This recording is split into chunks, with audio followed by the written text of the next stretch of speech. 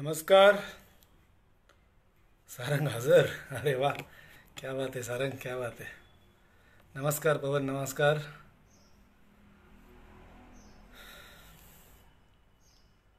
सारंग तर मोबाईलवरच होता वाटतं माझी वाट पाहत होता तो नेहमीप्रमाणे.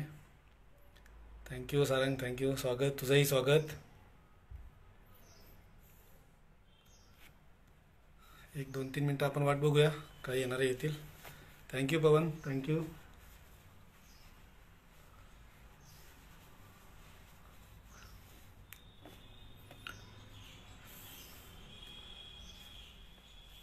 आवाज येतोय ना पवन? फक्त एकदा कमेंट टाक, आवाज व्यवस्थित येतोय. काही मग 1-2 मिनिटांनी आपण सुरू करू. काही येणारे येतील, ऐकणारे ऐकतील. जे काय असतील ते त्यांच्यासोबत आपण पुढचा प्रवास सुरू करूया.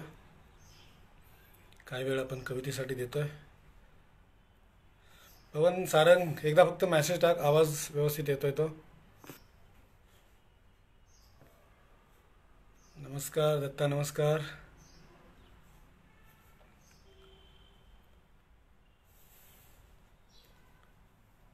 ओके, थँक्यू, थँक्यू पवन. 1-2 मिनटं वाट पाहूया आपण. काही जर येणारे येतील मग आपण लगेच सुरू करूया. चालेल ना पवन?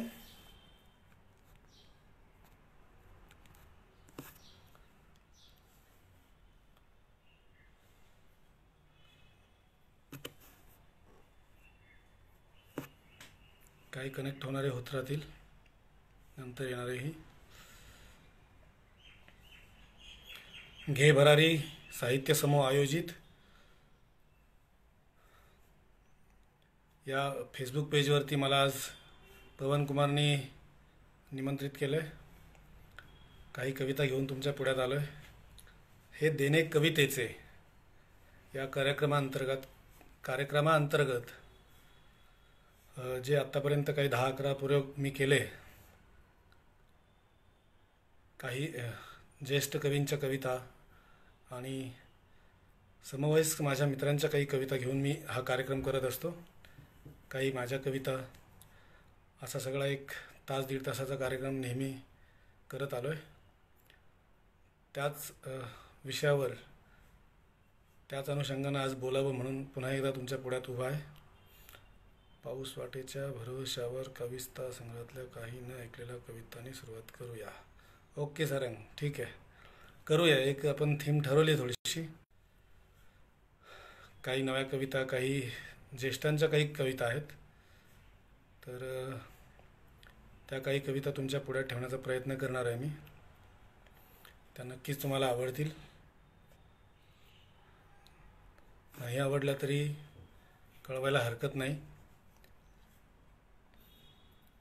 कारण मला जे आवडतं ते तुम्हाला आवडेलच असं काही नाही आहे. किंवा एखादी गोष्ट ज्याला एखाद्याला आवडते आणि ती सर्वांनाच आवडायला हवी असं काही नाही आहे. मूळ हा कविता लिहिण्याचा किंवा सांभाळण्याचा किंवा मनामध्ये रुजवण्याचा जो आपण वसा घेतो किंवा त्याच्या पावलांवरती पाऊल ठेवून पुढे चालतो, त्या कवितेच्या वाटेवरचे आपण एक प्रवासी, सहप्रवासी होतो.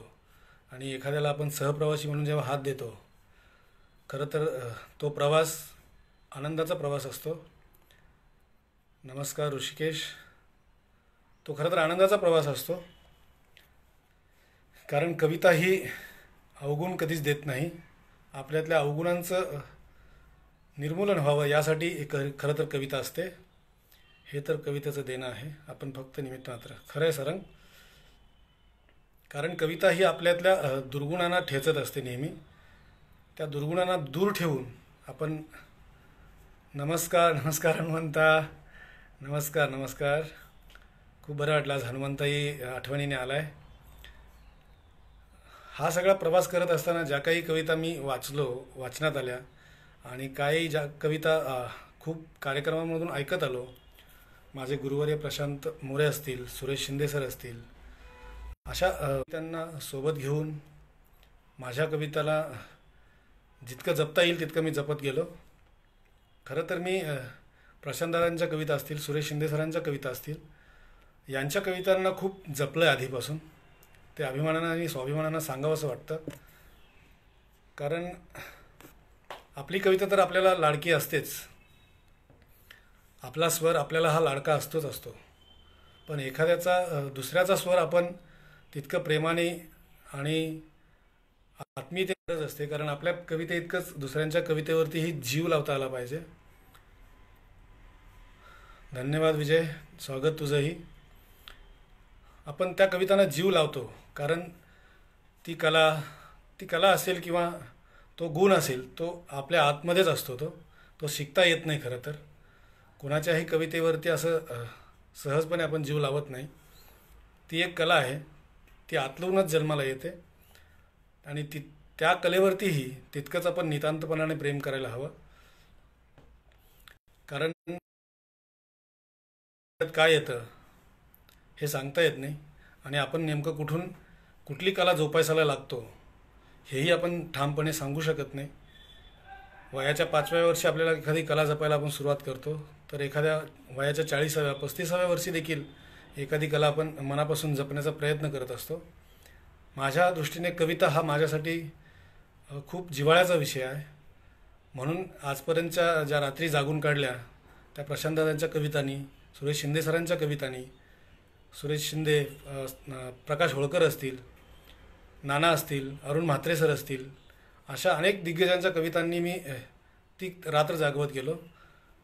थोडक्यात असं म्हणायचं आहे की मी काही वेगळं करत गेलेलो नाही. कारण त्यांच्या ज्या चाली असतील, त्यांच्या ज्या कविता होत्या, त्या कवितांना फक्त गुणगुणत राहिलो. ती माझ्यात मी मुरवत गेलो. कारण ते मुरवणं मला खूप महत्त्वाचं होतं. कारण मला ती कविता गोष्ट ती आजपर्यंत मी जपलो आहे. म्हणून हे देणं कवितेचं, ज्या टायटलच्या खाली आपण आज बोलणार आहोत, काही कविता ऐकवणार आहोत. नक्की सारंग. प्रदीप इक्कर आहे, थँक्यू प्रदीप. अरुण सरदार सर आहेत, अनु सरदार आहेत, थँक्यू. सर्वांचं स्वागत. तर हे जे कवितेचं देणं आहे, त्या कवितेने मला आज जे ठामपणाने उभं केलं आहे तुमच्या पुढ्यात, त्याचं हे देणं आहे खरं तर. ते मी तुमच्या पुढ्यात काही कविता घेऊन आलो आहे. मागच्या काही दिवसांमध्ये ज्या काही आत्महत्या झाल्या सेलिब्रिटींच्या, त्याच्यानंतर लगेच जे चीन आणि भारताचं जे काही युद्ध झालं, कमेंट्स खूप काही गोष्टी आल्या. म्हणजे आपण नेमकं पटकन त्या वेळेला व्यक्त झालं पाहिजे असा काही अट्टहासही असतो काही लोकांचा. पण लिहिणाऱ्यांनी आधीही लिहिलेलं असतं, फक्त ते वेळेत मांडलं नाही म्हणून ते काही चुकीचं ठरत नाही. जे चीनच्या हद्दीवरती भारत आणि चीनचं जे काही घडलं, त्या अनुषंगानं त्यांना एक श्रद्धांजली म्हणून मी आज सकाळीच एक फेसबुकला बातमी वाचली की एका शहीदाचा हुतात्म्याचा पार्थिव आलं होतं. कारण माणसाचं एकदा का मरण झालं की त्याला मग आपण कुठल्या गोष्टीने संबोधतो ते खूप वाईट आहे खरं तर. रुपाली आहे, स्वागत रुपाली. तर मी त्यांना एक श्रद्धांजली म्हणून त्या एका नव्या कवितेने मी सुरुवात करतो. सारंग बघ, तुला आवडते का? सर्वांनाच आवडेल अशी अपेक्षा आहे. कविता अशी आहे. तू सीमेवरती लढतो रे, नवा इतिहास घडतो रे. तू सीमेवरती लढतो रे, नवा इतिहास घडतो रे. तू आमुच्या रक्षणासाठी, तू आमुच्या रक्षणासाठी रोज जीवाशी झगडतो रे. तू सीमेवरती लढतो रे, नवा इतिहास घडतो रे. तू आमुच्या रक्षणासाठी रोज जीवाशी झगडतो रे. पराक्रमाची ही माती रोज लावतो मी माथी, वादळातही तेवती तुझ्या शौर्याच्या या वाती. पराक्रमाची ही माती रोज लावतो मी माथी, वादळातही तेवती तुझ्या शौर्याच्या या वाती, व्यर्थ नाही बलिदान तुझे, दुश्मन ही तडफडतो रे. व्यर्थ नाही बलिदान तुझे, दुश्मन ही तडफडतो रे. तू आमच्या रक्षणासाठी रोज जीवाशी झगडतो रे. ईमान राखुनी देशाशी प्राण दिले तू हक्काने, ही धरती पावन झाली तुझ्या माखल्या रक्ताने. ईमान राखुनी देशाशी प्राण दिले तू हक्काने, ही धरती गोळ्या झेलुनी छातीवरती हा तिरंगाही फडकतो रे. गोळ्या झेलुनी छातीवरती हा तिरंगाही फडकतो रे. तू आमच्या रक्षणासाठी रोज जीवाशी झगडतो रे. घरादाराला विसरूनी तुझे स्वप्न तू जाळले, या मायभूमीला दिलेले तुझे वचन तू पाळले. या मायभूमीला दिलेले तुझे वचन तू पाळले.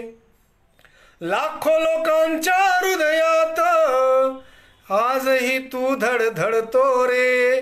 लाखो लोकांच्या हृदयात आजही तू धडधडतो रे. तू आमच्या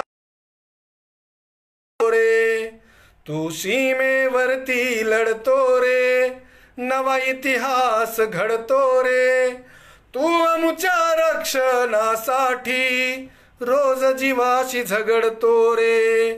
तू आमच्या रक्षणासाठी रोज जीवाशी झगडतो रे. रोज जीवाशी झगडतो रे. रोज जीवाशी झगडतो रे. धन्यवाद तेजस. शारदाताई आल्यात, थँक्यू शारदाताई. गजानन काळे आहेत, थँक्यू गजानन. चारू आहेत, थँक्यू ताई. प्रदीप आहेत, थँक्यू सर्वांचे. तर अशा प्रकारे हा एक श्रद्धांजली म्हणून आपल्या शूरवीरांना अर्पिलेली एक विनम्र आदरांजली आहे. थोडा लाईटचा प्रॉब्लेम आहे, त्याच्यामुळे थोडा घाम नेहमी मला वाटतं पुसावा लागेल. पहिल्यांदाच सांगितलेलं बरं. तर अशा तऱ्हेने आता आषाढीचा हा तिसरा दिवस आहे. आषाढ सोमवारपासून जर सुरू झाला, 1 तारखेला आषाढ वारी आहे. क्या बात आहे सारंग. थँक्यू रे. तीच कविता मी खरं तर म्हणणार होता आता. रामदास खरे केदार आहेत, थँक्यू रामदास दादा. थँक्यू अनुजी. पवन कुमार थँक्यू. क्या बात आहे सारंग, क्या बात आहे. मी खरं तर त्याच अनुषंगाने चाललो आहे पुढे. खरं तर आता आषाढीचा हा तिसरा दिवस आहे. 1 तारखेला आषाढीची वारी आहे आणि सगळे पावलं या काळामध्ये पायी पायी पंढरीकडे चालतात. परंतु माझ्या बापानं कधीच वारी केली नाही. खूप जवळचं अंतर होतं पंढरपूर. त्या विठूला भेटायला गेलो नाही, भेटावंसं वाटलंही नाही. कारण हाकेच्या अंतरावर असूनही माझ्या बापाच्या हाकेला तू कधीच धावला नाही. हाकेच्या अंतरावर असूनही माझ्या बापाच्या हाकेला तू कधीच धावला नाही. भूक पिकवणाऱ्या त्याच्या घामाच्या भक्तीला तू कधीच पावला नाही. हाकेच्या अंतरावर असूनही माझ्या बापाच्या हाकेला तू कधीच धावला नाही. भूक पिकवणाऱ्या त्याच्या घामाच्या भक्तीला तू कधीच पावला नाही. तसा त्याला कधीच प्रश्न पडला नाही, तू खरा आहेस की खोटा. तसा त्याला कधीच प्रश्न पडला नाही, तू खरा आहेस की खोटा. प्रत्येक हंगामात जिद्दीने तो रुजवत गेला मातीत माणुसकीचा धर्म मोठा. प्रत्येक हंगामात तसा त्याला कधीच प्रश्न पडला नाही, तू खरा आहेस की खोटा. प्रत्येक हंगामात जिद्दीने तो रुजवत गेला मातीत मानवतेचा धर्म मोठा. तू भेटत गेलास वावरातल्या प्रत्येक सरीत. तू भेटत गेलास वावरातल्या प्रत्येक सरीत, म्हणून त्याचे राबत राहिले हात. तू तू भेटत गेलास वावरातल्या प्रत्येक सरीत, म्हणून त्याचे राबत राहिले हात. बांधावर येणाऱ्या पाखरांनी त्याला कधीच विचारली नाही जात. बांधावर येणाऱ्या पाखरांनी त्याला कधीच विचारली नाही जात. बांधावर येणाऱ्या पाखरांनी त्याला कधीच विचारली नाही जात. थँक्यू हितेश. प्रभाकर लाड, थँक्यू प्रभाकर, स्वागत आहे तुझं. या पद्धतीने आपण नेमका देव कुठे असतो त्याला शोधणं खूप कठीण झालं आहे नेमकं, आणि आपण शोधण्याचे मार्गच खूप चुकीचे निवडतो. त्या अर्थाची माझ्या गुरुवर्यांची कविता, सुरेश शिंदे सरांची कविता, की देव नेमका काय आहे, काय असतो देव. बघा त्यांची कविता खूप दीर्घ आहे, पण ऐकावीशी वाटेल तुम्हालाही. आणि खरं देव नेमका काय असतो हे त्यांच्या एका कवितेतून मी तुमच्या पुढ्यात ठेवतो. कविता अशी आहे की एकदा देव स्वप्नात आला. मी पण कविता लिहिते सर, नवीनच सुरू केली, काही मार्गदर्शन मिळेल. नक्कीच आपण बोलूया. शारदाताई आहेत, थँक्यू शारदाताई. तर मी अण्णांची कविता ठेवत होतो, सुरेश शिंदे सरांची कविता ठेवत होतो की एकदा देव स्वप्नात आला भलताच खंगलेला. एकदा देव स्वप्नात आला भलताच खंगलेला. कसंच हसला डायनिंग टेबलाशी बसला. म्हणाला आजकाल कोण जुमानतच नाही मला. एकदा देव स्वप्नात आला भलताच खंगलेला. कसंच हसला डायनिंग टेबलाशी बसला.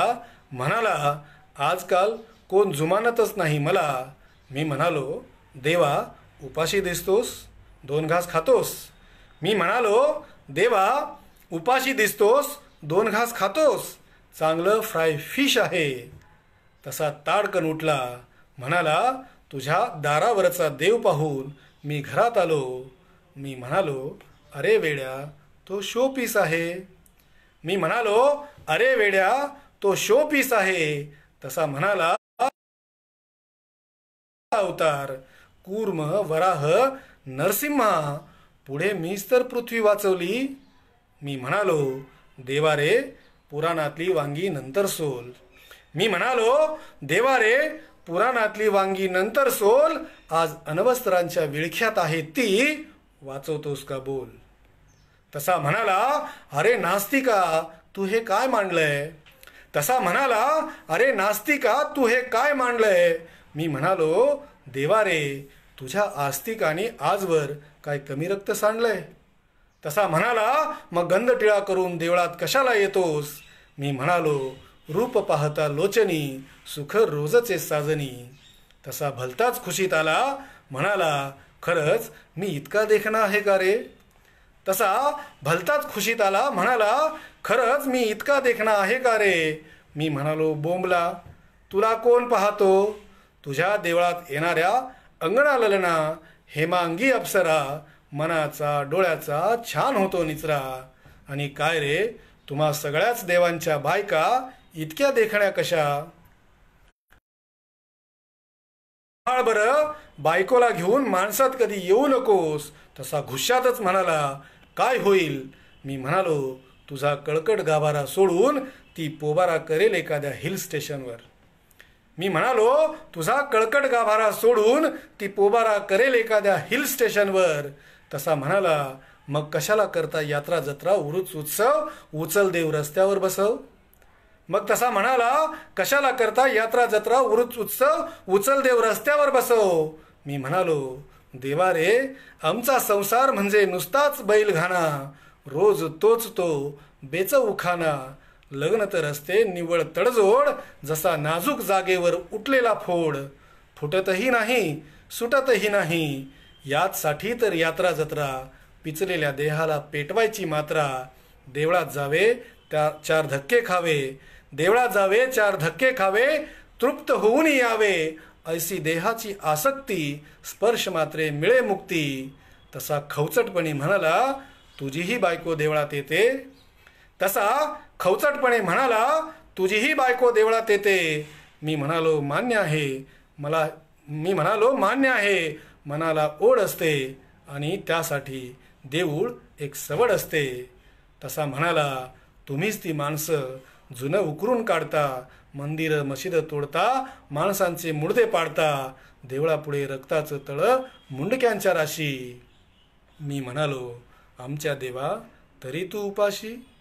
मी म्हणालो आमच्या देवा तरी तू उपाशी. मग मात्र गहिवरला कळवळला, डोळ्यातून टप टप पाणी.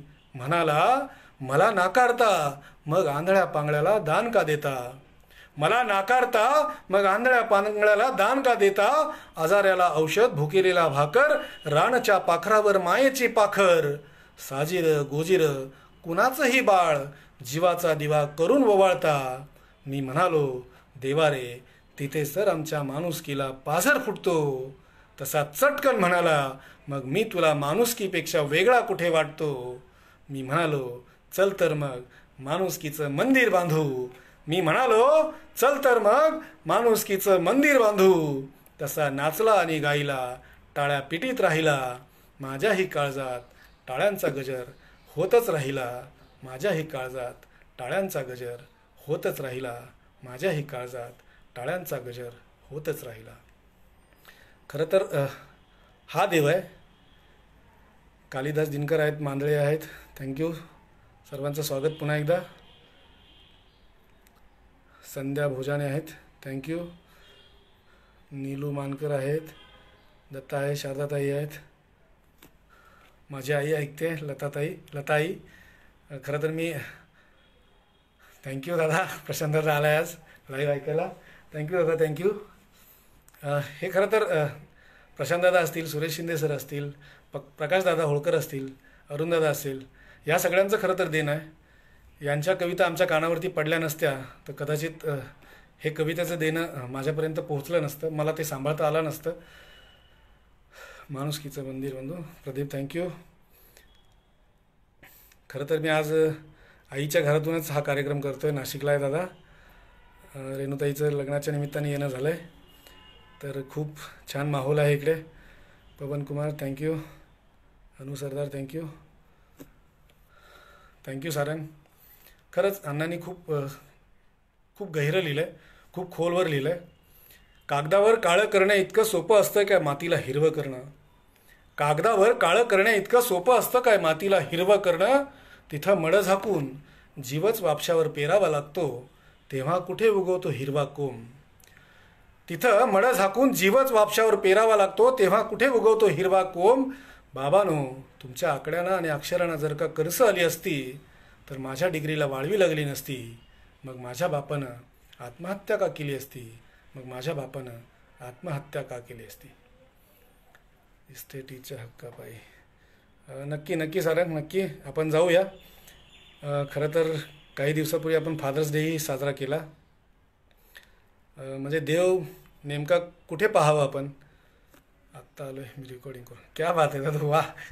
म्हणजे पर्वणी आहे. पुन्हा एकदा एक नवीन गाणं, नवीन कविता नव्या ढंगात ऐकायला मजा येईल. दादू आहे, तुम्ही आलात म्हणजे हे खूप आहे आमच्यासाठी.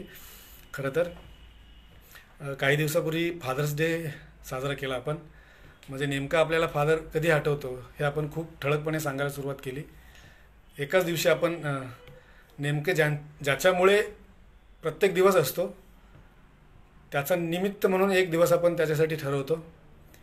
खरं तर प्रेम व्यक्त व्हायला काही दिवसाची गरज नसते. त्या बापाविषयीची एक दादांच्या कविता ऐकून काही जे काही सुचलं तोडकं मोडकं ते तुमच्या पुढ्यात ठेवतो. कविता आहे कविता मोरवणकर यांची. त्याआधी एक माझ्या बापाच्या संदर्भातली एक तुकडा असा आहे की दुःख गिळे आपोआप त्याला म्हणायचे बाप. दुःख गिळे आपोआप त्याला म्हणायचे बाप. दुःख ओरबाडताना त्याची पाठीवर थाप. दुःख गिळे आपोआप त्याला म्हणायचे बाप. दुःख ओरबाडताना त्याची पाठीवर थाप. दुःख ओरबाडताना त्याची पाठीवर थाप. डोळे कोरडे तरीही रोज मला प्रश्न पडे. डोळे कोरडे तरीही रोज मला प्रश्न पडे. एकांताच्या आडोशाला बाप ढसाढसा रडे. एकांताच्या आडोशाला बाप ढसाढसा रडे. एकांताच्या आडोशाला बाप ढसाढसा रडे. Thank you Sandeep, thank you Sarang, thank you. तर या बापाच्या संदर्भातली कविता मोरवणकर यांची कविता. चाल देण्याचा प्रयत्न केला आहे. माहीत नाही कितपत योग्य आहे किंवा आवडेल तुम्हाला. मी म्हणायला सुरुवात करतो.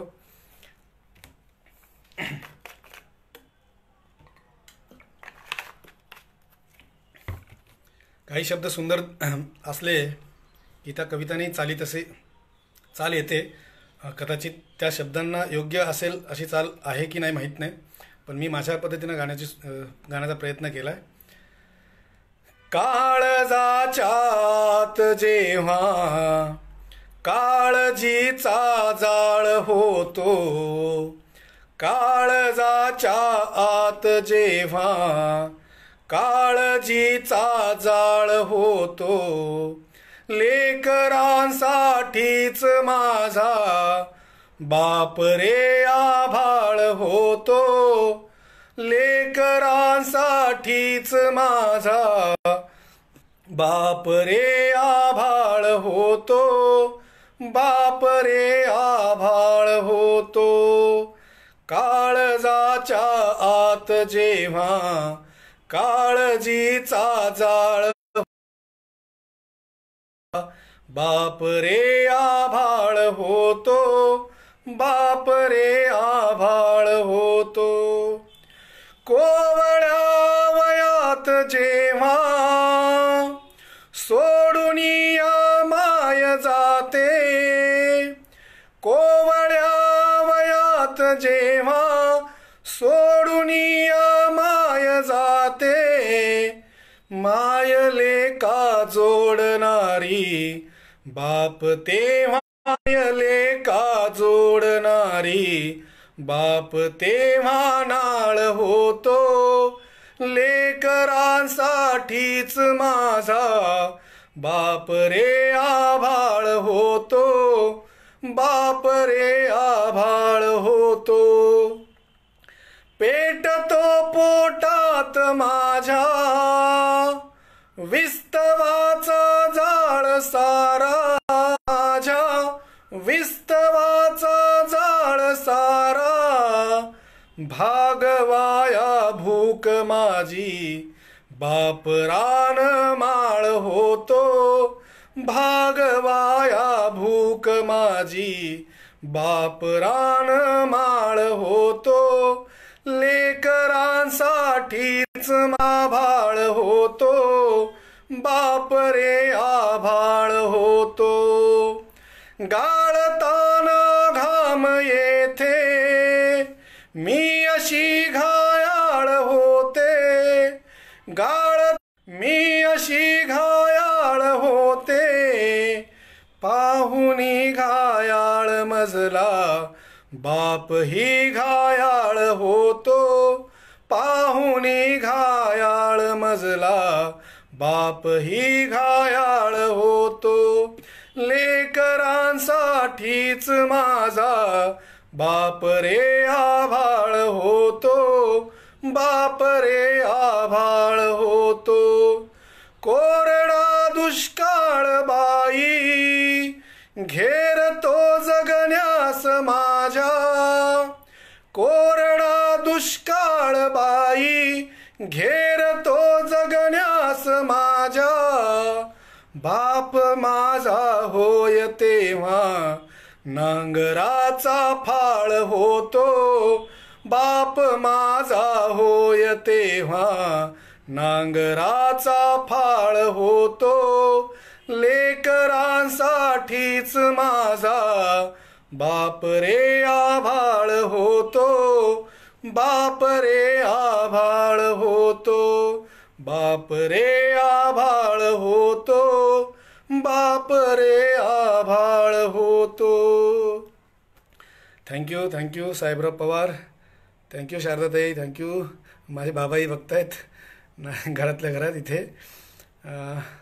सारंग थँक्यू, संदीप पाटील आहे थँक्यू, दत्ता थँक्यू, सर्वांचे आभार. हे खरं जे आहे, हे जे आलं ते प्रशांतदादांकडून आलं आहे. कारण दुसऱ्यांच्या कवितेवरती किती जीव लावावा हे प्रशांतदादांकडून शिकावं खरं तर. कारण सहवासाचा चांगला गुण माझ्यात उतरला आहे हे खरं तर सांगायला अभिमान वाटतो. आणि हा खरं तर जपायचा आहे आपल्याला शेवटपर्यंत सगळ्यांनाच. मला वाटतं अर्धा तास होत आला आहे, अर्धा तास झाला आहे, कारण वेळ खूप पटकन निघून जातो, कळत नाही.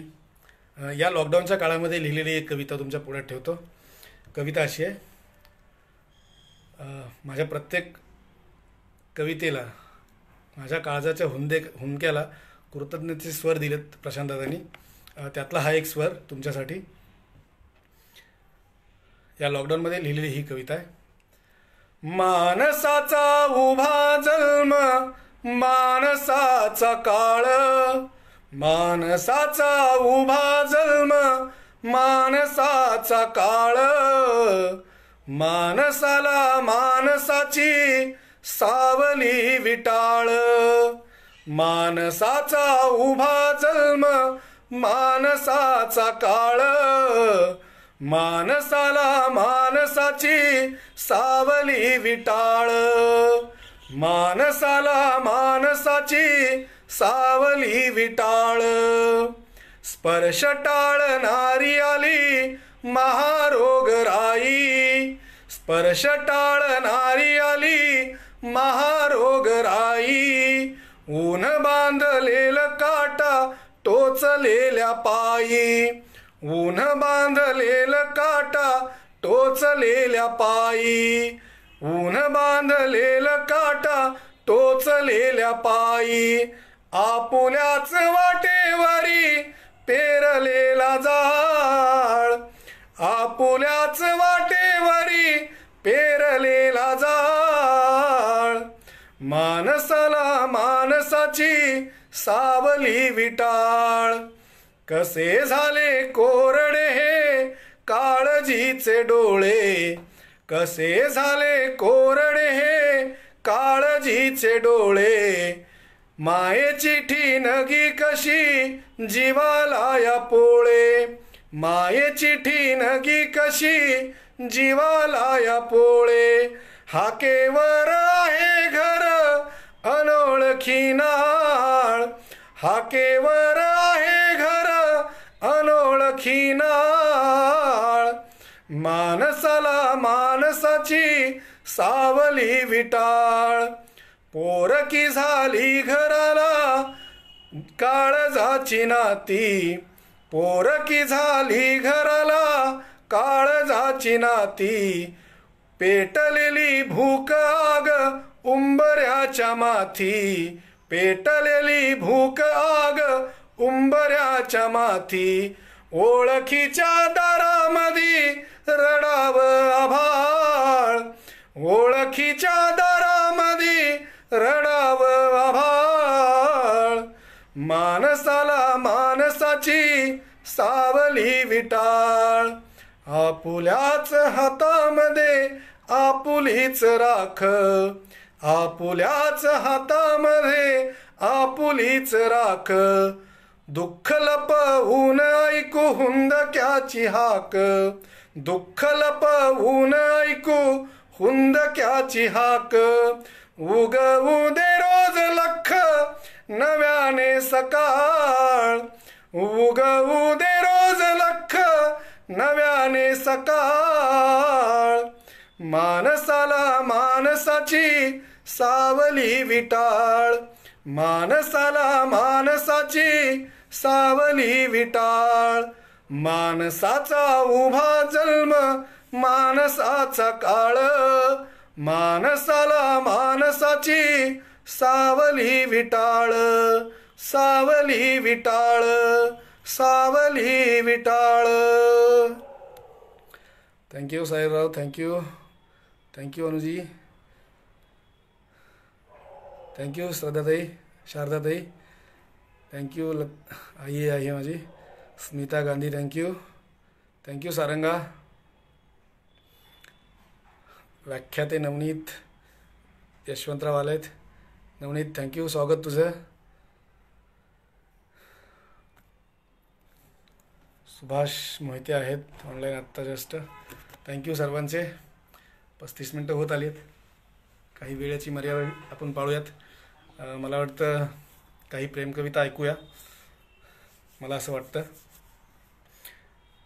कारण कविता ही तुमचा आमचा प्राण आहे. ते त्यातल्या प्रत्येक विषयाला आपण खरं तर स्पर्श करायला हवा. प्रेम ही तितकंच महत्त्वाचं आहे जगण्यासाठी. प्रशांतदादांनी खूप समर्थपणे प्रेमकविता लिहिली आणि आमच्यामध्ये रुजवली आहे. समर्पणाची गोष्ट काय असते ही आम्ही दादाकडून शिकलो आहे. त्याच वाटेवरती आम्हीही प्रवास करतो आहे. खूप बरं वाटतं खरं तर. काही चांगलं घेऊन आपण पुढं जातो आहे. माझ्या जगण्याचं बळ तुझ्या डोळ्यात. ऐकूया नक्कीच. सारंग ऐकूया. ॲडव्होकेट शिवाजी खाडे आहेत. थँक्यू. सगळेच ऐकतायत. तर काही प्रेमकविता ऐकवतो, कारण दादांच्या प्रेमकवितेने खूप अख्ख्या महाराष्ट्रावरती गारुड घातलं आहे. तसंच आमच्याही मनावरती खूप मोठ्या प्रमाणात प्रभाव आहे दादांचा आमच्यावरती. कारण आश्वासक असा एक आवाज आहे, तर त्या आवाजाच्या वाटेवरती आम्ही सगळे आहोत. खरं तर प्रशांतदादाची कविता, त्याचा आवाज हे खूप बळ देणारी आहे. नेहमी खूप रात्री अशा कविता गाऊन रात्री जागवल्यात. कदाचित अजूनही मला तसं सुरात गाता येत नाही आहे, कारण अस्सल गायकाला गळा असतो. आपण जे गातो ते नाड्यातून खरं तर गाण्याचा प्रयत्न करतो. आवडेल अशी अपेक्षा असतेच काही प्रमाणात, पण आपण आपल्यासाठी स्वतःसाठी देखील काही गात असतो. त्याच अर्थाची दादांच्या काही कविता मी जेव्हा गुणगुणायचो त्यातल्या काही कविता, त्यातली एक कविता तुमच्या पुढ्यात ठेवतो की भोगलेल्या दिवसांना दिवस जातात, माझ्या कुशीत आठवांची फुले दरवळतात. भोगलेल्या दिवसांना दिवस जातात, माझ्या कुशीत आठवांची फुले दरवळतात. हा दरवळ की वेड सुगंधाचे कस्तुरीला. हा दरवळ की वेड सुगंधाचे कस्तुरीला. माझी मी हरवत जाते, आठवत बसते तुला. भोगलेल्या दिवसांना दिवस जातात, माझ्या कुशीत आठवांची फुले दरवळतात. हा दरवळ की वेड सुगंधाचे कस्तुरीला. माझी मी हरवत जाते, आठवत बसते तुला. तू होतास, तू आहेस, तू राहशील. तू होतास, तू आहेस, तू राहशील. कोणत्याही घरात नांदले तरी अंध नसतील तुझेच स्वर. तू होतास, तू आहेस, तू राहशील. भोगलेल्या दिवसांना दिवस जातात, माझ्या कुशीत आठवांची फुले दरवळतात. हा दरवळ की वेड सुगंधाचे कस्तुरीला. माझी मी हरवत जाते, आठवत बसते तुला. तू होतास, तू आहेस, तू राहशील. तू होतास, तू आहेस, तू राहशील. कोणत्याही घरात नांदले तरी अंध नसतील तुझेच स्वर. अंध नसतील तुझेच स्वर. मला वाटतं एक ओळ कदाचित यातली राहिली आहे, ती नेमकी आठवत नाही आहे. की गोंधळाचं वेंधळे पण जपता जपता ती पानाला कात लावायचं विसरली. गोंधळाचं वेंधळे पण जपता जपता ती पानाला कात लावायचं विसरली. ओठ लाल व्हायची वाट बघू लागली. मनात दाटलेला उरूस सैरवैर झाला. डोळ्या देखत जत्रा उठून गेली. तिला बांगड्या भरायच्या होत्या, तिला गोंदायचं होतं भाळ. तिला गोंदायचं होतं भाळ. कधीही न पुसणारं, आरशात तिच्यासोबत सदा हसणारं. भाळावर चंद्रकोर, बेमोसमी मोहर. निसटलं सगळं, आठवणींची होडी पाण्यात बुडावी. आठवणींची होडी पाण्यात बुडावी. म्हणून ती समुद्राच्या काठावर घर शोधते आहे घर. आठवणींची होडी पाण्यात बुडावी, म्हणून समुद्राच्या काठावर ती घर शोधते आहे घर. दादांचे एक कविता अशी आहे की ती मला खूप आवडायची. दादांच्या सगळ्याच कविता आजही आवडतात. आजही आम्ही तशा जपून ठेवल्यात. प्रशांतदादांची कविता ही एक अशी आहे. तुझे साद देणे कळते मनाला, तुझे याद येणे छळते मनाला, छळते मनाला. तुझे साद देणे कळते मनाला, तुझे याद येणे छळते मनाला, छळते मनाला, छळते मनाला. केव्हा जळाल्या दिव्यातील ज्योती, केव्हा जळाल्या दिव्यातील ज्योती. केव्हा उजळली ही अंधार नाती. तुझे जाळ होणे कळते मनाला तुझे जाळ होणे, कळते मनाला तुझे काळ होणे, छळते मनाला, छळते मनाला, छळते मनाला. तेलात सजवून डोळे ओले, किनारे ऋतूंचे सरकून गेले. तेलात सजवून डोळे ओले, किनारे ऋतूंचे सरकून गेले, किनारे ऋतूंचे सरकून गेले. तुझे झुंज देणे कळते मनाला, तुझे झुंज देणे कळते मनाला. तुझे सांज होणे छळते मनाला, छळते मनाला, छळते मनाला. कुठे ढग निघाले हे वाऱ्यासवे, कुठे ढग निघाले हे वाऱ्यासवे. नभी ओळखीचे उडाले थवे, नभी ओळखीचे उडाले थवे. तुझे दूर जाणे कळते मनाला, तुझे दूर जाणे कळते मनाला. तुझे पूर होणे छळते मनाला, छळते मनाला, छळते मनाला, छळते मनाला, कळते मनाला, छळते मनाला. धन्यवाद. दादांच्या पठडीत एकही टक्का मला गाता येत नाही, हे जाहीरपणे मी कबूल करतो. थँक्यू साहेबराव, थँक्यू परी, थँक्यू दिलीप, थँक्यू सर्वांचे थँक्यू. हे सगळं वाचत असताना, लिहित असताना नाशिकचा एक कवी मित्र आहे आकाश कंकळ नावाचा, त्या मित्राची एक कविता अशी वाचण्यात आली.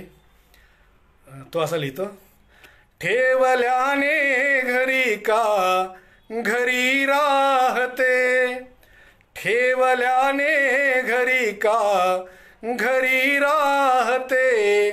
आठवण नेहमी अंतरी राहते, आठवण नेहमी अंतरी राहते.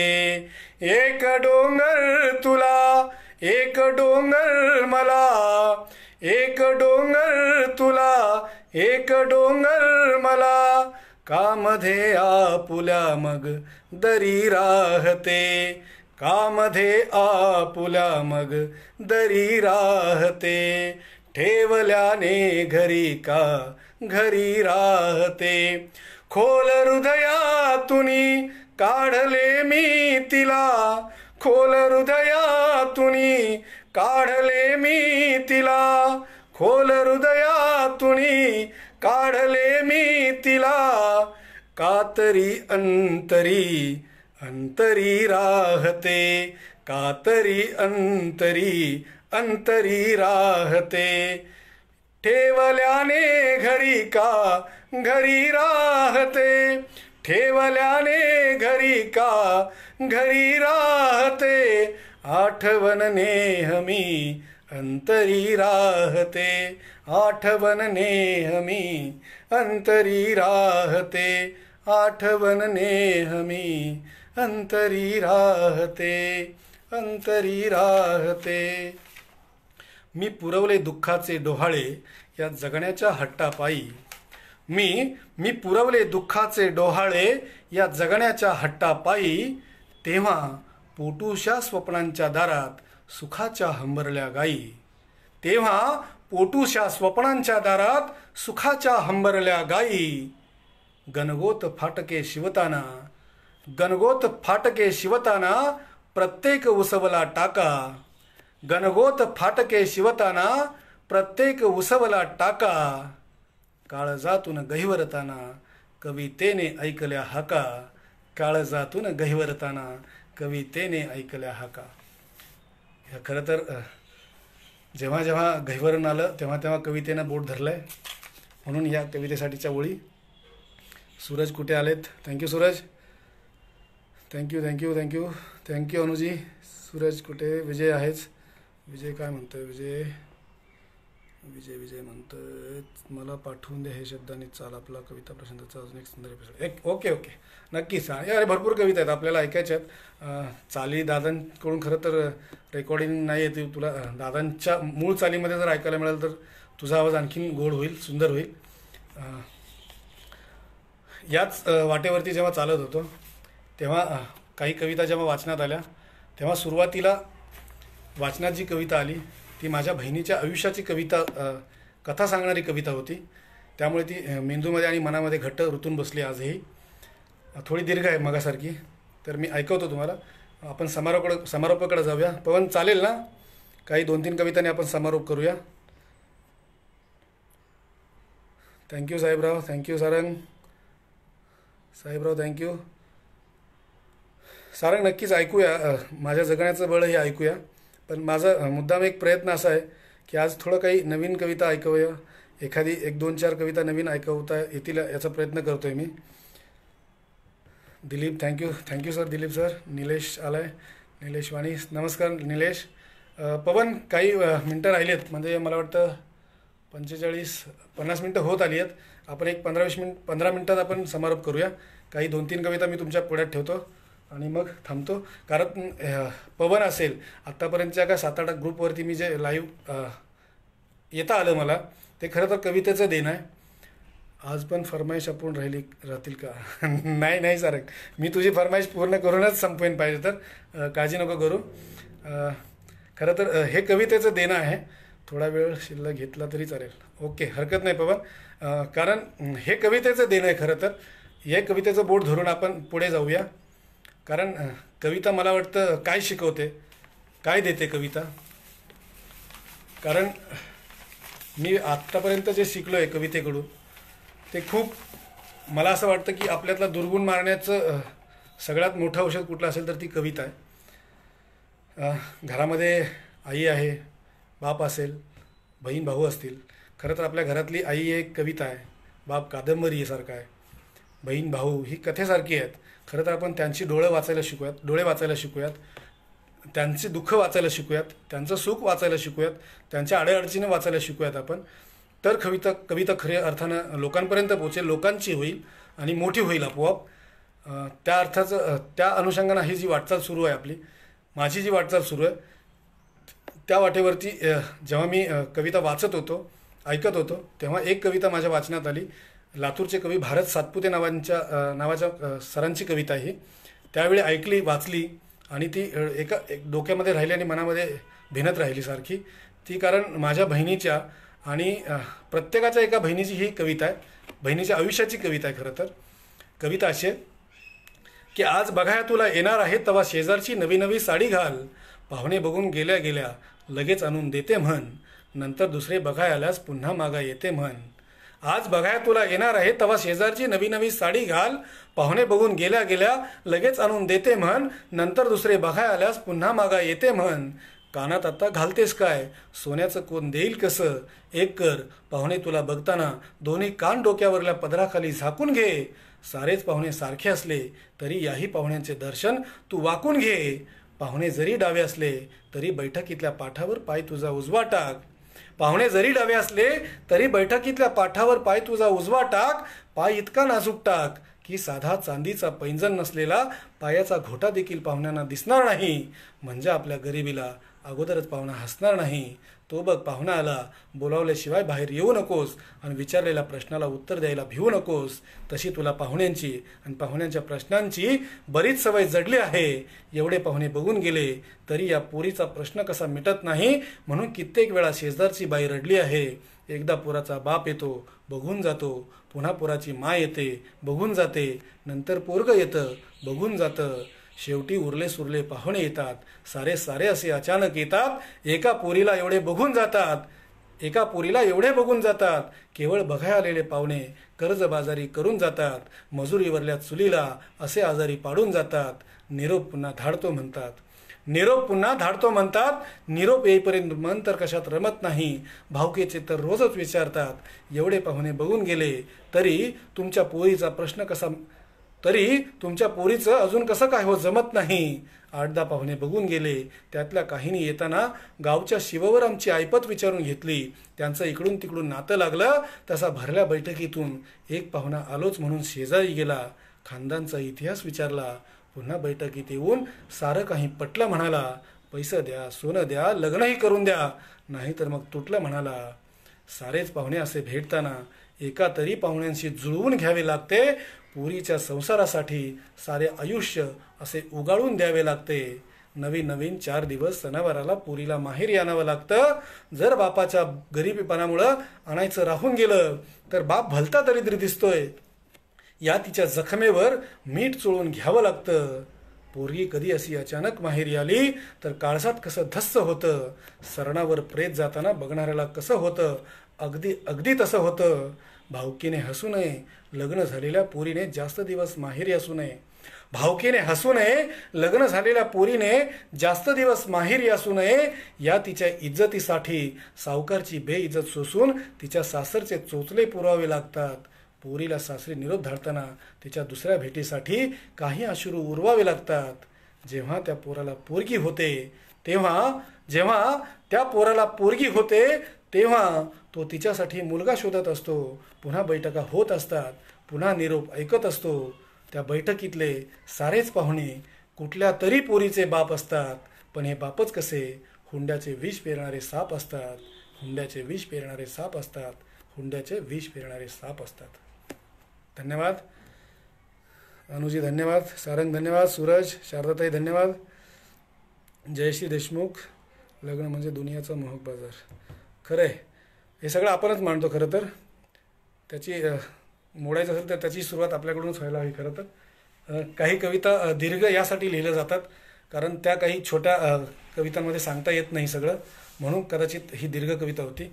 मला वाटतं तुम्हाला ऐकायला बोर नाही झालं. याच वाटेवरचं जेव्हा खरं वास्तव. Pradeep thank you, thank you Datta, thank you.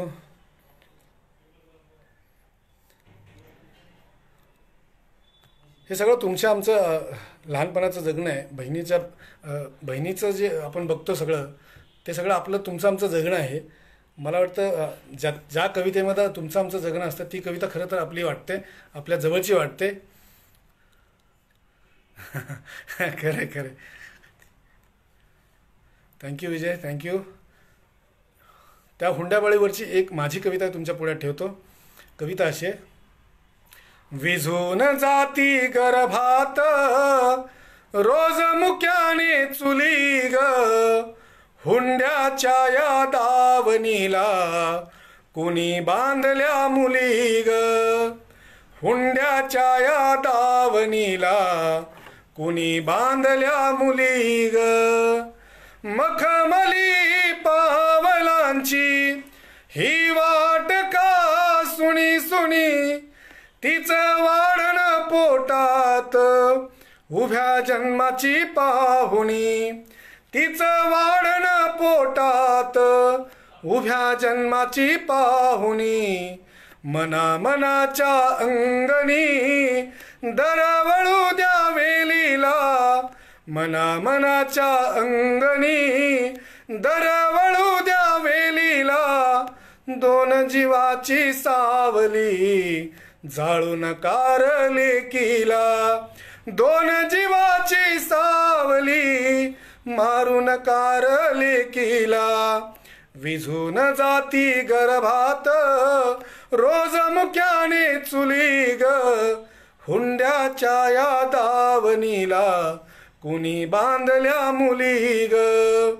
रीती राहते ओंजळ पायी तुडवणी काचा, दुःख पोसल्या भिंतीना रंग देऊनी सुखाचा.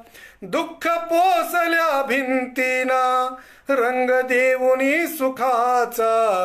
दोन्ही घरात नांदते भेगा मनाच्या सांधून दोन्ही घरात नांदते, भेगा मनाच्या सांधून उजळते ती उन्हान, दारी सावल्या बांधून उजळते ती उन्हान, दारी सावल्या बांधून विझून जाती गर्भात रोज मुक्याने चुली ग, हुंड्याच्या या दावणीला कुणी बांधल्या मुली ग. परंपरेचा कलंक कसा पोरीच्या जातीला, उजेडाची वात होऊ जीव कोंडल्या रातीला, उजेडाची वात होऊ जीव कोंडल्या रातीला. मूक मनाच्या स्वप्नांचा रीता होऊ नये घडा, मूक मनाच्या स्वप्नांचा रीता होऊ नये घडा.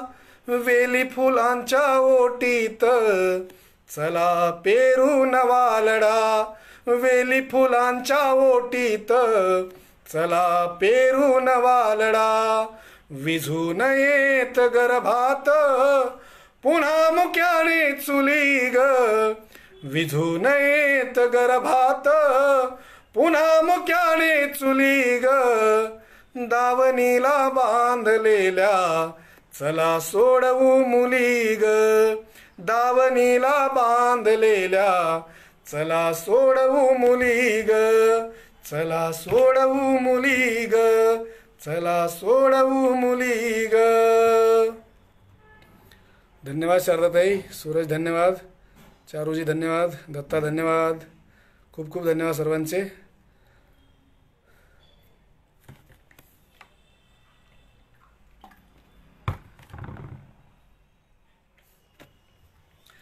सारंगची एक कविता, त्याला खूप आवडणारी कविता आणि माझ्याही आवडीची कविता. प्रशांतदांनी खूप सुंदर चाल त्याला दिली आहे. त्या आईची कविता तुमच्या पुढ्यात ठेवतो. त्याच्या आधी एक कविता अशी आहे की मी जेव्हा 14-15 वर्षापूर्वी मुंबईमध्ये कामानिमित्ताने गेलो, तेव्हा त्या मुंबईला कनेक्ट होण्याचा जो आईच्या मनामध्ये मुंबईविषयीचे जे काही मत होतं, ते मत काय होतं ते मी एका कवितेत मांडलं की शहराच्या वाटेवर स्वप्नांची गर्दी दाट, शहराच्या वाटेवर स्वप्नांची गर्दी दाट, पाय निघाले शोधाया जिंदगीची वहिवाट.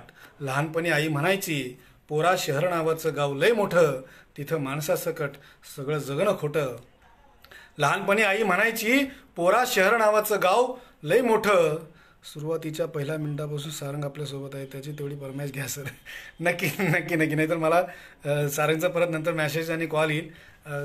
ऐकवतो मी ती कविता, खरंच तीच कविता ऐकवतो आता की लहानपणी आई म्हणायची पोरा शहर नावाचं गाव लय मोठं.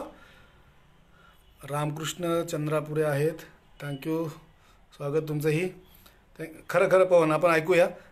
जयश्रीताई आपली मानसिकता पोचते या विचारसरणीला, सुंदर, थँक्यू जयश्रीताई. लहानपणी आई म्हणायची पोरा शहर नावाचं गाव लय मोठं, तिथं माणसासकट सगळं जगणं खोटं, तिथं माणसासनी पैशाची लय मस्ती, पोरा शहर म्हणजे नुसती मुरदाड मनाची वस्ती. म्हणून म्हणते आपल्याला आपला गावच बरा हाय, इथं कधी ना आटणारा माणुसकीचा झरा हाय. तू शहरात जाशील आणि शहराचाच वशील, रक्ताची नाती सारी इसरून जाशील. तू शहरात जा माझं काही म्हणणं नाही, पर एक गोष्ट ध्यानात ठेवू, 2 वक्ताच्या भाकरीसाठी तू तुझा कधी घाण ठेवू नग जीव. तुझा इमान हीच तुझी मालमत्ता, तुझा इमान हीच तुझी मालमत्ता, ती तुला लय श्रीमंत करल. आणि एक दिवस तुझ्या घरी लक्ष्मी 4 हातांनी पाणी भरल. तू रगड कमव पैसा पण मनाचा दगड होऊ देऊ नगस, तू रगड कमव पैसा पण मनाचा दगड होऊ देऊ नगस. तुला या मातीची आण हाय, तू कितीही श्रीमंत झाला तरी तुझे मातीचेच राहू दे पाय, तू कितीही श्रीमंत झाला तरी तुझे मातीचेच राहू दे पाय. नमस्कार ज्ञानेश्वर दादा, नमस्कार. दिलीप चव्हाण म्हणतायत की एखादी राजकीय कविता घ्या. नक्की ऐकवतो आहे, राजकीय पण आहे. बऱ्याच अंगाने लिहिण्याचा प्रयत्न केला आहे मी, कितपत आवडतं हे पाहूया. आवडेल अशी अपेक्षा आहे, आवडावीच असा काय हट्ट नाही, पण आवडेल अशी अपेक्षा आहे. कारण तुम्ही माझ्यातले काही अवगुण सांगाल तर मला पुढच्या वेळेला सुधारायला खूप मदत होईल. त्याच्यामुळे मला तेही स्वीकारणं खूप अपेक्षित आहे आणि तुम्ही त्या दृष्टीनेही बोललात तरी मला हरकत नाही. तर त्या आईच्या संदर्भातली कविता. मी जेव्हा 10x10च्या रूममध्ये राहायचो तेव्हा आई सोबत होती. तेव्हा मला कुठल्याच उजेडाची आवश्यकता वाटत नव्हती खरं तर. पण आज मी जेव्हा स्वतःच्या 900 स्क्वेअर फीटच्या घरात राहतो आहे, 20-20 लाईट्स आहेत, पण त्या 20-20 लाईटच्या उजेडातही किती अंधार असतो. कारण आई गावाकडे भावासोबत राहते. त्या 20-20 लाईटमध्ये देखील किती अंधार असतो. त्या अंधारातून जन्मलेली ही तिच्या उजेडाची कविता आहे. कविता अशी आहे. सारंग तुझी फरमाईश पूर्ण करतो.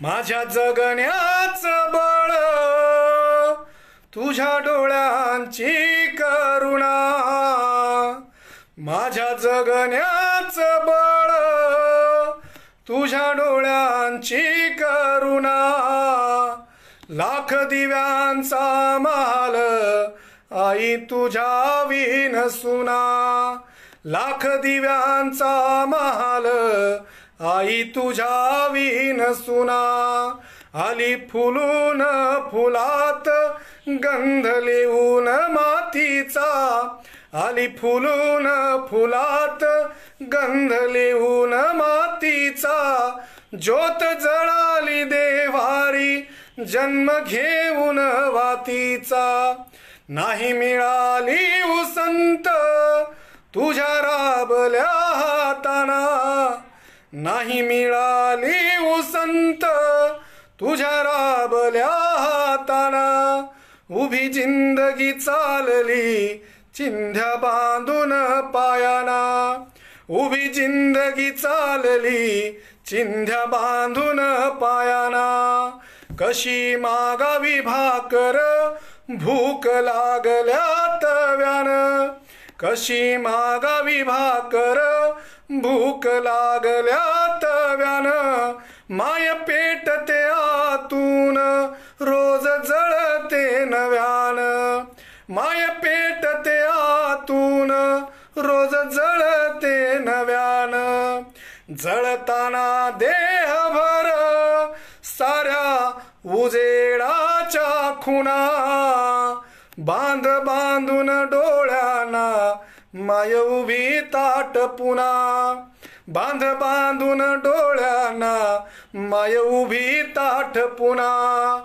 उरी भुकेचा हंबर दुःख नशिबी आंदन, उरी भुकेचा हंबर दुःख नशिबी आंदन, तुझा लढण्याचा वसा दारी सुखाचं नांदन, तुझा लढण्याचा वसा दारी सुखाचं नांदन, स्वप्न डोळ्यात कोंडून चाले जगण्याशी युद्ध, स्वप्न डोळ्यात कोंडून चाले जगण्याशी युद्ध, तुझ्या घामाच्या थेंबात मला दिसतो या बुद्ध, तुझ्या घामाच्या थेंबात मला दिसतो या बुद्ध, मला दिसतो या बुद्ध, मला दिसतो या बुद्ध.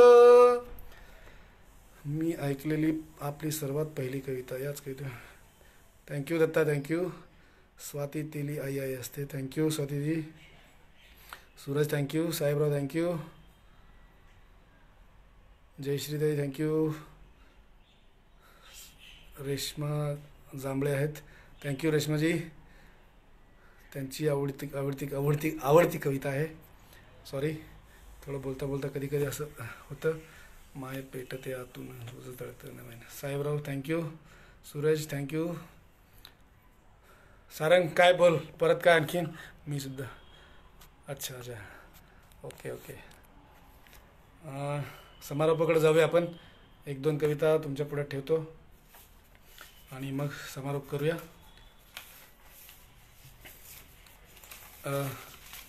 एक ताईसाठी लिहिलेली कविता अशी आहे. वटी भरते माऊली माया भरल्या सुपानं, वटी भरते माऊली माया भरल्या सुपानं, परक्याच्या सावलीत लेक नांदावी सुखानं. वटी भरते माऊली माया भरल्या सुपानं, परक्याच्या सावलीत लेक नांदावी सुखानं. भूक थापता थापता कोंब दुःखाला फुटावं, भूक थापता थापता कोंब दुःखाला फुटावं, कर पल्या भाकरीचं कोड कष्टानं सुटावं. वाट काट्याची पायात कळ बहरून यावी, वाट काट्याची पायात कळ बहरून यावी.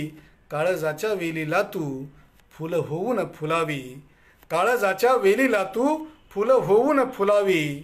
द्वेष जाळावा चुलीत वैर मायेनं दळावं, द्वेष जाळावा चुलीत वैर मायेनं दळावं. भोग भोगल्या भुईचं तुला जगन कळावं, भोग भोगल्या भुईचं तुला जगन कळावं. दुःख पोसल्या दारात सुख परतून यावं, दुःख पोसल्या दारात सुख परतून यावं. तुझ्या संगती बसून मन भरून बोलावं, तुझ्या संगती बसून मन भरून बोलावं. नको नात्यांची वाटणी चुल सुखाची पेटू दे, नको नात्यांची वाटणी चुल सुखाची पेटू दे. काळजाच्या उंबऱ्यात माय लेकरा भेटू दे, काळजाच्या उंबऱ्यात माय लेकरा भेटू दे, काळजाच्या उंबऱ्यात माय लेकरा भेटू दे. कारण हे आईचं प्रत्येक सांगणं असतं आपल्या मुलीसाठी. कारण द्वेष करून कोणतीच नाती मोठी होत नाहीत.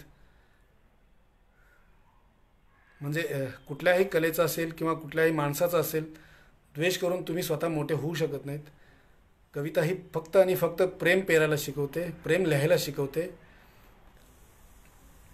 आणि मी ते लिहिण्याचा प्रयत्न करतोय. सर्वांचे धन्यवाद. मला वाटतं खूप वेळ होत आला. शेवटची एक कविता तुमच्या पुढ्यात ठेवतो आणि मग थांबतो. थँक्यू ज्ञानेश्वर दादा, थँक्यू. दिलीप चव्हाण यांची एक फरमाईश होती की राजकीय कविता वगैरे. खरं तर बापरे सरजी रचना कसल्या भारत. Thank you Sahebrao, thank you. Jayprakash Sonurkar, thank you, thank you ji. त्यांची एक फरमाईश होती. कारण सरकार सत्तेत कोणतंही सरकार असलं, कारण आज जे सत्तेत आहेत काल त्यांचे प्रश्न वेगळे होते आणि जे आज विरोधात आहेत कालच्या दिवशी त्यांची उत्तरं वेगळी होती. तेव्हा सरकार कुठलंही आलं तरी आपल्या दुःख हे आपल्या पाचवीला पुजलेल्यासारखं आहे. म्हणून आपल्या प्रश्नांची आपण उत्तरं शोधूयात. की माझ्या खांद्यावर तिरंगा फडकतो आणि आतल्या आत माझा श्वास तडपतो, माझ्या खांद्यावर तिरंगा फडकतो आणि आतल्या आत माझा श्वास तडपतो. लोकशाहीच्या वाटेत कुणी पेरल्यात काचा, माझ्या खांद्यावर तिरंगा फडकतो आणि आतल्या आत माझा श्वास तडपतो. लोकशाहीच्या वाटेत कुणी पेरल्यात काचा. दिवसभर रानात माझा राबतोय बाप त्याच्या भेगाळल्या टाचा. तरी माझ्या आईच्या डोळ्यांना रात्र रात्र झोप नाही. आता तुम्हीच सांगा आम्ही कसं म्हणायचं स्वातंत्र्याच्या अंगणात सुखानं नांदते लोकशाही. त्यांच्या एका सेंचुरीसाठी क्रिकेटच्या मैदानात प्रकाशाचा पाऊस पडतो, त्यांच्या एका सेंचुरीसाठी क्रिकेटच्या मैदानात प्रकाशाचा पाऊस पडतो.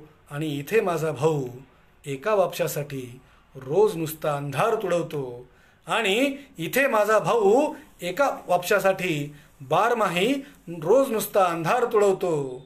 माझ्या बापाच्या घामाला बाजारात मोल नाही, अख्खा बाजारच लुटलाय लांडग्याने. तरी म्हणतात साले यात कसलाच घोळ नाही. आता तुम्हीच सांगा आम्ही कसं म्हणायचं स्वातंत्र्याच्या अंगणात सुखानं नांदते लोकशाही. माझ्या बापासारखेच कित्येक जणांचे बाप उपाशीच गेले फासावर, माझ्या बापासारखेच कित्येक जणांचे बाप उपाशीच गेले फासावर. कारण इथल्या बगड्यांची नजर होती त्यांच्या प्रत्येक घासावर. बाप लटकलेला पाहून बेगॉन पिऊन मेली आई, बाप लटकलेला पाहून बेगॉन पिऊन मेली आई. इथली कोणतीच सत्ता आमच्या एका श्वासाची आता देत नाही ग्वाही, इथली कोणतीच सत्ता आमच्या एका श्वासाची आता देत नाही ग्वाही. तुम्हीच सांगा आम्ही कसं म्हणायचं स्वातंत्र्याच्या अंगणात सुखानं नांदते लोकशाही. आम्ही आमचं रक्त जाळून उजळवला दिवा, आम्ही आमचं रक्त जाळून उजळवला दिवा. आमच्या देव्हारी अंधारच यांच्या दारात मात्र उजेड हवा. तरी दर पंचवार्षिकला सगळेच म्हणतात आम्ही तुम्हाला फसवलं कवा. तरी दर पंचवार्षिकला सगळेच म्हणतात आम्ही तुम्हाला फसवलं कवा. अख्खी जिंदगी राबून हातात मात्र काहीच उरत नाही, अख्खी जिंदगी राबून हातात मात्र काहीच उरत नाही. आता तुम्हीच सांगा आम्ही कसं म्हणायचं स्वातंत्र्याच्या अंगणात सुखानं नांदते लोकशाही. पिकवलं तरी वांदा नाही पिकवलं तरी वांदा. पिकवलं तरी वांदा नाही पिकवलं तरी वांदा आमचाच जीव घेतो आम्ही पिकवलेला कांदा. पिकवलं तरी वांदा नाही पिकवलं तरी वांदा आमचाच जीव घेतो आम्ही पिकवलेला कांदा. जगण्याचं दुखणं रोज पुन्हा पुन्हा कितीही सांदा. जगण्याचं दुखणं रोज पुन्हा पुन्हा कितीही सांदा. ऊस काय कापूस काय आमच्या तिरडीला आमचाच खांदा. पिकवलं तरी वांदा नाही पिकवलं तरी वांदा आमचा जीव घेतो आम्ही पिकवलेला कांदा. जगण्याचं दुखणं रोज पुन्हा पुन्हा कितीही सांदा. ऊस काय कापूस काय आमच्या तिरडीला आमचाच खांदा. दलालांच्या लिलावात माझा बाप हमाल आहे. दलालांच्या लिलावात माझा बाप हमाल आहे. मरणाऱ्यानी जगावं की जगणाऱ्यानीच मरावं हाच मोठा सवाल आहे. जगणाऱ्यानी मरावं की मरणाऱ्यानी जगावं की जगणाऱ्यानीच मरावं हाच मोठा सवाल आहे. सत्तेच्या बाजारात त्याने आपलीच विकली आई. सत्तेच्या बाजारात त्याने आपलीच विकली आई. आता तुम्हीच सांगा आम्ही कसं म्हणायचं स्वातंत्र्याच्या अंगणात सुखानं नांदते लोकशाही. आता तुम्हीच सांगा आम्ही कसं म्हणायचं स्वातंत्र्याच्या अंगणात सुखानं नांदते लोकशाही. स्वातंत्र्याच्या अंगणात सुखानं नांदते लोकशाही. थँक्यू ज्ञानेशदादा. थँक्यू स्वातीताई. साहेबराव थँक्यू. श्रीनिवास राधा जगन्नाथ आहेत. थँक्यू दादा. जयश्रीताई थँक्यू. सारंग थँक्यू. सारंग काय म्हणतोय थोडा वेळ हाताशी असेल तर घे. अच्छा घे भरायला तो विनंती करतोय मला वाटतं. इस्टेटीच्या हक्कापायी भाऊ भांडला भावाची कविता घ्यायची मुभा आहे का. अरे बापरे सारंग इतक्या नम्रतेनं म्हणतोय. मी ती कविता म्हणून मग आपण थांबूयात. इस्टेटीच्या हक्कासाठी एक कविता म्हणतो थांबतो.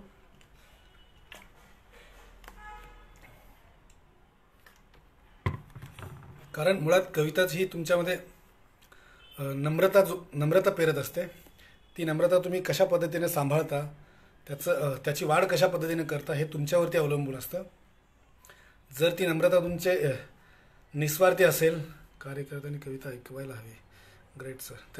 Thank you Dilip sir. तुम्हाला आवडली कविता. मला पटकन आठवली म्हणून मीही म्हणालो. श्रद्धाताई थँक्यू. सूरज थँक्यू. कविता ही खरं तर आपल्यामध्ये नम्रता पेरत असते. त्या नम्रतेचं जे रूप आहे ते खूप मोठं व्हावं वाढत जावं. प्रवीण ठोके कडक बाबा. थँक्यू प्रवीण. थँक्यू. ते नम्रतेचं रूप खरं तर वाढत जायला हवं. कारण कोणाचाही द्वेष करून आपण कधीच मोठे होऊ शकत नाही. चुकलं तर आपण त्यांना समजावून सांगता येईल. ऐकलं तर आपल्यासोबत, नाही ऐकलं तर त्यांच्या वाटेने ते चांगल्या पद्धतीने जातील या अपेक्षेने आपण खरं तर ती नम्रता पेरत जाऊयात. कविता ही खरं तर नम्रताच पेरते. बाकी मला वाटत नाही ती काही द्वेष वगैरे पेरत असेल. द्वेष पेरत असेल तर तो कवी किंवा कविता हे तर मला आवडणारच नाही आहे कधी. म्हणजे मी माझ्यासाठीच सांगतो आहे. तर एक शेवटची कविता सारंगची फरमाईश म्हणून. सर टाईम नाही झाला सर. अच्छा नाही खूप वेळ होत आला ना म्हणून म्हटलं कारण बोर व्हायला नको. 1 तास 13 मिनटं झाली. सुरुवातीची 3-4 मिनटं सोडली तर 1 तास 10 मिनटं तरी निदान झालीच आहेत. ऐकता येईल तसं काही हरकत नाही आहे. अजून तासभरात पण आपण ऐकवू शकतो आणखीन काही कविता. पण वेळेचंही भान ठेवायला हवं. कारण किती बोलावं यापेक्षा कुठे थांबावं हे कळायला हवं खरं तर आपल्यालाही. लोकशाही म्हणजे लोकशाही लोकांनी ठेवलेली बटीक. हो ते ठीक आहे. आता खूप त्याच्यावरती चर्चा करता येतील किंवा व्याख्याही करता येतील त्या गोष्टीच्या. आपण आपल्या पद्धतीनं व्यक्त होऊयात. आपल्या प्रश्नांचे आपण उत्तर शोधूयात. तर सारंगची एक फरमाईश म्हणून शेवटची कविता तुमच्या पुढ्यात ठेवतो आणि मग थांबतो. तुम्हा सर्वांचे धन्यवाद. खूप खूप आभार. घे भरारी या साहित्य समूहाचे पवनकुमार तिकटेच ना. हां तर त्यांनी मला या ग्रुपवरती आमंत्रित केलं. पवनचे खूप खूप आभार. तुम्हा सर्वांचेही खूप खूप आभार. शेवटची एक कविता तुमच्या पुढे ठेवतो. कविता अशी आहे. त्याआधी एक तुकडा असा की भावा भावात भांडण नांदणं गेलं नासून. भावा भावात भांडण नांदणं गेलं नासून उंबऱ्यानं काळजात सुरा ठेवला तासून. भावा भावात भांडण नांदणं गेलं नासून उंबऱ्यानं काळजात सुरा ठेवला तासून. घराघरात मनाचं इटाळून गेलं ताट, घराघरात मनाचं इटाळून गेलं ताट, उरी काळी जमायची दूर गेली पायवाट, नात्या नात्यात वैऱ्याची वाढत चाली दरी, नात्या नात्यात वैऱ्याची वाढत चाली दरी, अन टाचा झिजल्या उन्हात माय उपाशीच घरी, टाचा झिजल्या उन्हात माय उपाशीच घरी, टाचा झिजल्या उन्हात माय उपाशीच घरी. खरं तर ही कविता म्हणण्याचं लिहिण्यामागचं एक खूप मोठं कारण आहे. कारण मी जे कुटुंब पाहिली, माझ्या घरातलं मी लिहिता झालो या कवितेमध्ये. कारण फक्त सत्ता आणि संपत्ती याच मोहापायी आपण अडकत चाललो आहे, मोहामध्ये अडकत चाललो आहे. परवेज नमस्कार, खूप उशिरा आला आहे. तुला आता फक्त शेवटची कविता ऐकता येईल. किती बोलावं यापेक्षा कुठे थांबावं. जर थँक्यू साहेबराव, थँक्यू. के भरारी साहित्य समूहाचे पवन आपला सारंग म्हणतोय की आभार. तर मी जे सांगत होतो, ज्या आईवडिलांनी खूप कष्ट मेहनत केली, मुलांना शिकवलं, वाढवलं, पण त्यांच्याच पदरी काय येतं उतारवयामध्ये, का असं व्हावं. मुलगा जेव्हा आपण आईवडील करतात, मुलीपेक्षा मुलाला खूप महत्त्व देतात, पण त्यांच्या वाट्याला उतारवयामध्ये काय येतं की दूध जास्त तापवल्याने कधी करपून जाते का साय, मग सावलीच्या शोधात त्यांचे का भटकतात पाय. दूध जास्त तापवल्याने कधी करपून जाते का साय, मग सावलीच्या शोधात त्यांचे का भटकतात पाय. दूध जास्त तापवल्याने कधी करपून जाते का साय, मग सावलीच्या शोधात त्यांचे का भटकतात पाय. दाट गर्द सावली पाहून त्यांचा गहिवरून येतो ऊर, आणि मुकी होते वाचा, माझ्यासमोर नेहमीचाच सवाल, या मखमली पायाखाली कुणी पेरल्यात काचा. दाट गर्द सावली पाहून त्यांचा गहिवरून येतो ऊर, आणि मुकी होते वाचा, माझ्यासमोर नेहमीचाच सवाल, या मखमली पायाखाली कुणी पेरल्यात काचा. मी चक्रावतो वेडावतो करतो माझ्याच मनाला सवाल, मी चक्रावतो वेडावतो करतो माझ्याच मनाला सवाल. सावलीच्या गर्भातून कसा जन्मतो जाळ, सावलीच्या गर्भातून कसा जन्मतो जाळ, सावलीच्या गर्भातून कसा जन्मतो जाळ. आपले आई वडील आपला सांभाळ करतात, वाढवतात, आपल्याला शिकवतात, पण हे विद्रुपीकरण, हे विकृतीकरण माणसामध्ये कुठून येतं, काय यावं.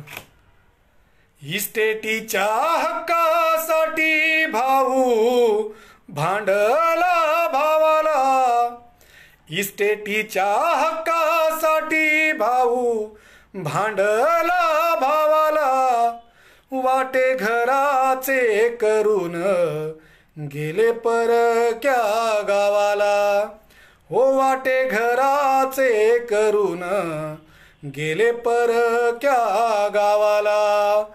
आई बापाच्या नशिबी सुख जहरी वाढलं, आई बापाच्या नशिबी सुख जहरी वाढलं.